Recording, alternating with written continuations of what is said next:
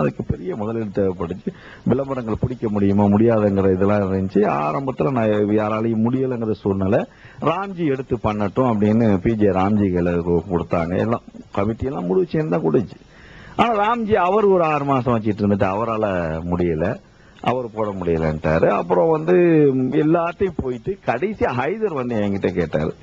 ஹைதர் கேட்கிறப்ப என்ன கேட்டாரு, ஏங்க இந்த மாதிரி இஸ்லாம் ஒரு இனிய மார்க், எனக்கு ஏற்கனவே இந்த லைன் நீங்க தெரிஞ்ச ஆளு, இதை நீங்க எடுத்து பண்றீங்களா அப்படின்னு கேட்கிறப்ப கூட நான் முதல்ல பின்வாங்கினேன். ஏன் பின்வாங்கினேன்னா, ஒரு பொது இதுல உட்காந்துட்டு இருக்கிறோம், இப்படி பொதுவான ஒரு நிகழ்ச்சியை பண்றப்போ தனிப்பட்ட நிறுவனமா இருந்து பண்றப்போ வேற மாதிரி கேள்விகள் வந்துடக்கூடாதுங்கிறத பின்வாங்கினேன். ஃபித்னாக்கள் வந்துடக்கூடாதுங்க அப்படின்னா, இல்லைங்க இதுல என்னங்க ஃபித்னா வரப்போகுது, வேற யாராவது எடுத்து பண்ணுங்கன்னு ட்ரஸ்ட் அனுமதி வழங்கியிருக்கு. அதனுடைய லாப நட்டங்களை நீங்களே பொறுப்பேற்றுக்கிறீங்கன்னு சொல்லுது. நீங்க உங்களால முடியும்னா நீங்க பொறுப்பேற்றுக்கிறீங்க, நீங்க நடத்துங்க அப்படின்னாங்க. அப்போ சரின்னு சொல்லி நான் பொறுப்பேற்றுக் கொண்டு ஹைதருடைய அந்த நேரத்தில் அவருடைய உதவி ரொம்ப பெரும்பாலும் அவர் செய்தாரு. அந்த உதவிகளை தனிப்பட்ட முறையில் விளம்பரங்கள் பிடித்து விளம்பரங்கள் மூலியமாக முழுக்க இன்னைக்கு வரை அல்லாஹ்வுடைய கிருபையில பேசக்கூடிய இந்த நிமிஷம் வரையில 2 ஆண்டுகளை கடந்து அது போயிட்டு இருக்கு, அல்லாஹ்வுடைய கிருபையில. ஆனா இந்த சரி இதுல முக்கியமா ஒண்ணு நீங்க என்ன கேட்க விரும்புறீங்கன்னா, இஸ்லாம் ஒரு இனியமாக நல்லா போதையா? ஆரம்ப காலத்துல நல்லா போகலங்க, நான் பட்ட துன்பா எனக்கு நல்லா கொஞ்சம் அவ்வளவு தூரம் என் கையை விட்டு போச்சு. ஒரு காலகட்டத்தில் பிஜே சொன்னார், பிஜே நான் வர்றதை தெரிஞ்சுக்கிறாம இன்னொரு நம்ம சகோதரத்தை ஒருத்தட்ட சொல்லிட்டு இருக்கிறாரு, பாவங்க இவர் மாட்டிக்கிட்டாரு, இவரால் நடத்த முடியாதுங்கிற. நான் உள்ள நுழையிறேன். இப்ப உங்களை பத்தாங்க பேசிட்டு இருக்கேன்றாரு. நான் சொன்னா நல்லா இருக்கானே பாப்பண்ண அப்படின்னு. 26வது வாரத்துல எல்லாம் விழுந்துருவோமோ, இனிமே நடத்த முடியாதோ அப்படிங்கிற சூழ்நிலை. அந்த சூழ்நிலை அல்லாஹ் வெவ்வேறு தரப்புல இருந்து நான் போய் கேட்காத இடத்துல இருந்தா அன்னைக்கு விளம்பரம் வந்துச்சு. விளம்பரங்கள் வந்து விளம்பரம் இல்லைன்னா அந்த நிகழ்ச்சியை நடத்த முடியும். நன்கொடையை நான் அதுல தெளிவா ஒரு முடிவு எடுத்தேன். எல்லா சகோதரரும் சொன்னாங்க, ஏங்க ஒரு நல்ல நிகழ்ச்சி பண்றீங்க, அதுல நன்கொடை வாங்கினா என்னங்க அப்படின்னு. நன்கொடை நான் இன்றைக்கு கையை நீட்டிட்டேன்னா எத்தனை கோடி வந்துச்சோன்றோம். அது மாத்திரம் இல்ல, நன்கொடைன்னு வாங்கிட்டா உங்களுக்கு நான் ஈங்கணும். நீங்க வாங்க ஒரு பிரேம்ல உட்காருங்களேன், நீங்க 2 வார்த்தை சொல்லுங்களேங்கணும். இப்ப சகர் நிகழ்ச்சி சில நிகழ்ச்சி பார்த்திருப்பீங்க, நம்ம அல்லாத சகர் நிகழ்ச்சி பார்த்திருப்பீங்க. அதுல ஃபுல்லா ஒருத்தன் 10 நிமிஷம் 5 நிமிஷம் பேசுவாங்க. அதெல்லாம் எப்படிங்கிறீங்க காசு? அந்த மாதிரி ஒரு காலம் உடன்பட மாட்டேன். முடிந்தால் விளம்பரங்களை நடத்துவாங்க. ஒரு காலகட்டத்தில் கூட ஒரு 5வது வாரம் நினைக்கிறேன் ஒரு விளம்பரதாரர் அவரையும் வச்சுதான் அந்த நிகழ்ச்சி நடத்துறது சூழ்நிலை. அவர் டக்குன்னு காலை வாரிட்டாரு, அவரு முடியாதுன்ட்டாரு. அந்த காலகட்டத்திலையும் ரொம்ப கஷ்டப்பட்டு தான் இந்த நிகழ்ச்சியை கொண்டு வந்தோம். அல்ஹம்துலில்லாஹ் இன்னைக்கு ஓரளவு போகுது. இன்னைக்கு விஜய் டிவில இருந்து ராஜ் டிவிக்கு மாறின உடனே தடுமாற ஆரம்பிச்சிருக்கு. ஏன் தடுமாட்டோம்னா அப்படியே டபுள் ரேட் அதுல உள்ள ரேட்டுக்கு இதுல உள்ள ரேட்டுக்கு 2 மடங்கு. இந்த இதை என்னால தாங்கிக் கொள்ள முடியல. இருந்தாலும் எனக்கு நம்பிக்கை இருக்கு, அல்லாஹ் எனக்கு வெற்றியை தருவான். இந்த நிகழ்ச்சி ஏன்னா அவ்வளவு பேர் மக்கள் இடையில இஸ்லாத்தை கொண்டு சென்றிருக்குங்க. சொல்றாங்களே டிவி ஹீரோவா, அல்லாஹ்க்கு பயந்துக்கிறங்கயா, நையாண்டி பண்றதுல அல்லாஹ்க்கு பயந்துக்கிறங்க. இவர் ஒரு மேடை பேச்சாளர், பல மக்களுக்கு அறிமுகமானவர், சின்ன திரையிலே அடிக்கடி காட்சி அளிக்கிறார். சின்னத்திரை ஹீரோவா, அல்லாஹ்க்கு பயந்துக்கிறங்க. இறையச்ச உள்ளவங்க நீங்க பேசுறீங்க, நீங்க எல்லாம் தௌஹீத நாங்க தான் முதல்ல சொன்னாங்கிறீங்க. உண்மை நீங்களா சொல்லிருப்பீங்க, முதல்ல நாங்களாம் உங்களை பார்த்தா வந்திருப்போம். ஆனா அல்லாஹ்க்கு பயந்துக்கிறீங்க. இந்த வார்த்தைகள் எல்லாம் நளின வேணும். ஏன்னா அல்லாஹ் குற்றம் கண்டுபிடிக்கல பெரியவன். என்ன வார்த்தை இன்னைக்கு எத்தனை பேர் மத்தியிலையா கடிதம் பாரியா, என்கிட்ட இருக்க ஆயிரக்கணக்கான கடிதம் எடுத்து படி பார்க்கலாம். இன்னைக்கு நிகழ்ச்சியில நாளைக்கு நடக்கிற நிகழ்ச்சியில் ஒருத்தங்க கேள்வி கேட்கறதுக்கு முன்னாடி சொல்றான், இஸ்லாம் என்றாலே ஒரு தவறான எண்ணத்தை என் மனசுல வச்சிருந்தேன், அதை மாத்தி அமைச்சிருக்கீங்க. ரொம்ப இன்னைக்கு சந்தோஷமா இருக்கு இந்த நிகழ்ச்சியை பாக்குறப்பங்களாம். அந்த அளவுக்கு ஒரு மனித நேயத்தை வளர்த்திருக்கக்கூடிய ஒரு செயலை பார்த்து ஒரு தனி மனித குரோதம் இல்லையா இது? பிஜேங்கிற ஒருத்தன் வளர்றான், அப்படியே போறான், ஐயோ பிஜே தெரியாத ஆட்களே இல்லையே. அது என்ன இது காரணம்? அல்லாஹ் காப்பாத்து. ஆனா ஒண்ணு சத்தியம் மட்டும் சொல்றேன், ஒரு பைசா கூட என்னுடைய இந்த இஸ்லாம் ஒரு இனிய மார்க்கம் விஜய் டிவியில கடைசி காலகட்டங்கள்லாம் நல்ல ஓரளவு நல்ல லாபங்கள் வரக்கூடிய நேரங்கள்ல கூட நான் ஒரு பைசா அவருக்கு கொடுத்ததில்லை. எல்லாமே தானே தான் சொல்றேன். என்கிட்ட அவர் கேட்டதும் கிடையாது, எந்த இதெல்லாம் கேட்ட கிடையாது. ஏங்க இவ்வளவு வீடியோ, அவருடைய வீடியோ ஆடியோ அத்தனை கேசட்டு வெளியிடுறேன். ஆனா முதல்ல இது தொகுக்கப்பட்ட காரியத்தை நான் நீங்க வெளியிடவா பிஜே என்ன தாராளமா போட்டுக்கிறீங்க, அதுல எனக்கு என்னங்க இருக்குது? மக்கள் மத்தியில கொண்டு செல்லுங்க தான் சொன்னார். அதை விட இதுகால வரையிலும் அதுக்குன்னு ஒரு பைசா என்கிட்ட இருந்து வாங்கியிருக்க மாட்டார். இதுவரை நான் கொடுத்திருக்க மாட்டேங்க, கொடுத்து அறிஞ்சது கிடையாதுங்க. இந்த கார்ல கூட்டிட்டு போறேன்னு அதுவும் அந்த ஊர்க்காரன் தான் காசு கொடுப்பான். அந்த ஊர்க்காரன் அதுக்கும் வேற வழி இல்லாம நம்ம கூட்டு போறதுதான். அது கூட நான் காசு கொடுத்தது கிடையாது. அதுல கொண்டு போறதுக்கு சாப்பாடு செலவு அது கூட என்கிட்ட வாங்கினது கிடையாது.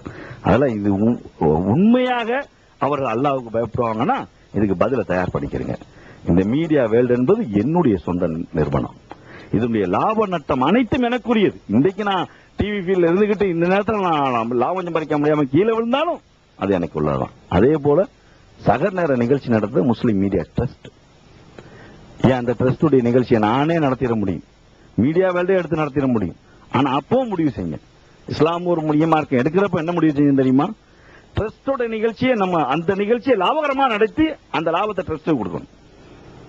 அது கண்டிப்பா மீடியா வேல்டு எடுத்து நடத்தாதுங்கிற முடிவு செய்யுங்க. இன்னைக்கு வரல அந்த முடிவில் தெளிவா இருக்கு.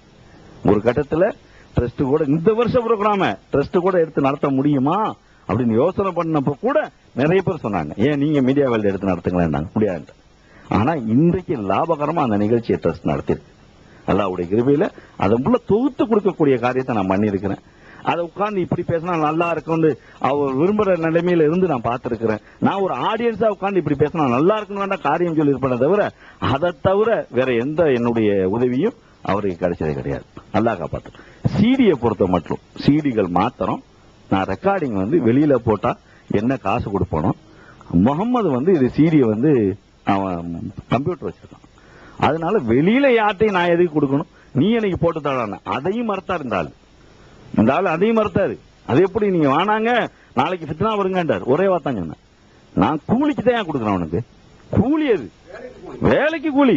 நான் வெளியில கொடுத்தா அதே காசு தான் கொடுக்குறேன், உங்கள்கிட்ட கொடுத்து கொடுக்குறேன். நீங்க எப்படியா தடுக்க முடியும்? இது ஒண்ணு மட்டும்தான் அவர் பண்ணி தராரு. அதுவும் நான் சிடி வாங்கி கொடுக்குறேன். அந்த சிடிக்கு ரெக்கார்டிங் சார்ஜ் வெளியில என்ன கொடுப்பனோ அதைத்தான் அவர்கிட்ட கொடுத்து வாங்கிட்டு இருக்கிறேன். வேற ஒன்றும் அவர் என்கிட்ட இருந்து பெற்றுக் கொண்டது இல்ல, நான் அவருக்கு கொடுத்தது இல்ல. இப்படி சொல்லக்கூடியவன் எந்த வெளிநாட்டில் இருந்தாலும் சரி அவனும் அல்லாஹ்க்கு பயந்துக்கிட்டான். அதாவது கமாலுதீன் மதனி அமீராக இருக்கக்கூடாது, அவர் ஒரு ஃப்ரெண்ட்ஷிப்கே லாயக்கற்றவர், அவரை இறக்கி அவனு சொல்லி எல்லாத்தையோட முஸ்தீபை எடுத்து பேசிட்டு அலைஞ்சவர் இம்தாதி. இன்னைக்கு கமாலுதீன் மதனியோட சேர்ந்துட்டு அது பெஸ்ட் பல இடங்களில் சொல்லிட்டு இருக்காரு, நான் கேள்விப்படுறேன். இவர் எப்படிப்பட்டவர் என்னன்னு மக்கள் கேட்கறாங்க. ஏன்னா நான் ஓரளவு பதில் சொல்லிட்டேன்னாலும் உங்களுடைய அதுக்கு பதில் என்ன, அவருடைய நிலையை பற்றி? பொதுவா ரஹமத்துல்லாஹி இம்தாதியை பொறுத்த வரைக்கும் அவரை ஆரம்ப காலத்துல இருந்தே நமக்கு தெரியும். இந்த முதல் விவாதம் நடந்துச்ச ஆமா, அந்த காலகட்டத்தில இருந்து அவர் நமக்கு நல்லாவே தெரியும்.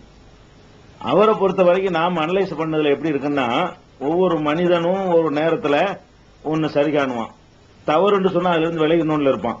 அது தவறுன்னு தெரிய வந்தால் இன்னொன்னுல இருப்பான். இது இருக்கலாம், தப்பு இல்லை, இப்படிதான் இருக்கணும்.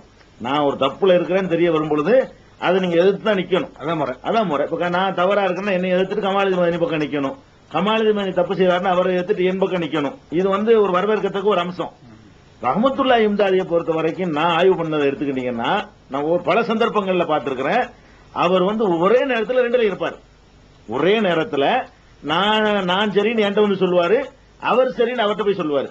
இப்படியான ஒரு நிலைப்பாடுகளை நம்மள்ட்டையும் கையாள்வார். ரெட்டை வேடம் தான், அதுல சந்தேகம் கிடையாது. நம்மள்ட்ட தான் கையாள்வாரு இல்ல, மக்கள்கிட்டையும் ஒரு ஊர்ல எந்த மாதிரியான தௌஹீத் சகோதரர்கள்ல எந்த மாதிரியான கருத்துல இருக்கிறார்கள் பார்த்து அதை சேர்ந்தவராக தன்னை காட்டிக் கொள்வார். அதுவும் நமக்கு ஏராளமான ரிப்போர்ட்டுகள் நமக்கு வந்திருக்கிறது. உதாரணமா சில தௌஹீத் சகோதரர்கள் தமிழ்நாடு முஸ்லீம் முன்னேற்ற கழகத்துடைய ஒரு ஆதரவாளர்களா இருப்பாங்க. அப்படிப்பட்டவர்கள்ட்ட போகும்போது தானும் அதை ஆதரிக்கிறவர் என்று காட்டுவார், எதிர்ப்பு காட்ட மாட்டாரு. அது தெரியாத இடத்துல ஒரு அதை எதிர்த்து வர நுழைய முடியாம ஆக்குறதுக்குள்ள வேலையும் செய்வார். இது இருக்கிறதே பெரிய ஆபத்தான. நான் ரொம்ப அவர் எந்த கணக்கில் எடுத்துக்கொள்ற தகுதி இல்லாதவர் தான் நான் நினைக்கிறேன்.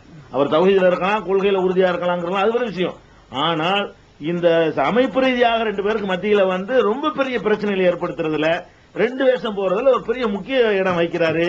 இந்த மாதிரி ஆட்களால் தான் இன்றைக்கு எல்லாம் நசக்கடா இருக்கு நான் சொல்லுவேன். பல சந்தர்ப்பங்கள்ல தீர்ந்து போக அளவுல பிரச்சனை எல்லாம் வரக்கூடிய நேரத்தில் இவர் போட்ட ரெண்டு பக்க வேஷத்தினாலதான் எல்லாம் நாசமா போச்சு நான் சொல்லுவேன். முடிவெடுக்க முடியும். பல சந்தர்ப்பங்கள்ல இவரே சேர்த்து வைக்க போறேன், ஒன்னு ஆக்க போறேன் சொல்லலாம் இறங்குவாரு. இறங்கி இவர் போட்டு குட்டையை குழப்பி இங்கிட்டு வந்துகிட்டு என்னையை நியாயப்படுத்துறது, அங்கிட்டு போய் அவரை நியாயப்படுத்துறது, இப்படியாகவே பேசி பேசியே நாசக்கேடு பண்ணி விட்டார். அதனால நான் ஒரு நீண்ட நெடுங்காலமாகவே கொஞ்சம் ஒரு வருஷமா இருக்குன்னு நினைக்கிறேன். அவரை பற்றி உள்ள எந்த ஒரு விமர்சனத்துக்கோ அவரை பற்றி உள்ள தொடர்புக்கு நம்மளை கேள்வி கேட்டா கூட கண்டுகொள்வதே இல்லை. அவர் ஏதாவது முயற்சி பண்ணி நான் நம்ம காம்ப்ரமைஸ் ஆக போறேன் நான் அப்படின்னு ஒரு கடிதமெல்லாம் போட்டிருந்தாரு, பெரிய நீண்ட கடிதம். உள்ள எனக்கு தான் கெடுப்பார், அவன் கெடுத்துறாரு. இவர் இறங்கினாருன்னா கெட்டு போயிடும். நான் என்னுடைய அனுபவத்தில் கண்டது. அதனால வேணும்னு செய்யறாரா, சில பேர் கேரக்டர் அப்படி இருக்கும், சில பேர் வேணும்னு எப்படி செஞ்சாலும் அந்த காரியத்தை ஆதரிக்க முடியும். அவர் வேண்டா வேணும்னு செய்யலன்னு அவர் குற்றமற்றவரா போயிடலாம். அவர் வேணும்னு செய்யறாரான்னு தெரியாது, அல்லது திட்டமிட்டு செய்யறாருன்னு தெரியாது. அவருடைய நடவடிக்கைகளால் பெரிய ஒரு குழப்பமும் பெரிய பிளவும் சனியனும் நமக்கு மத்தியிலே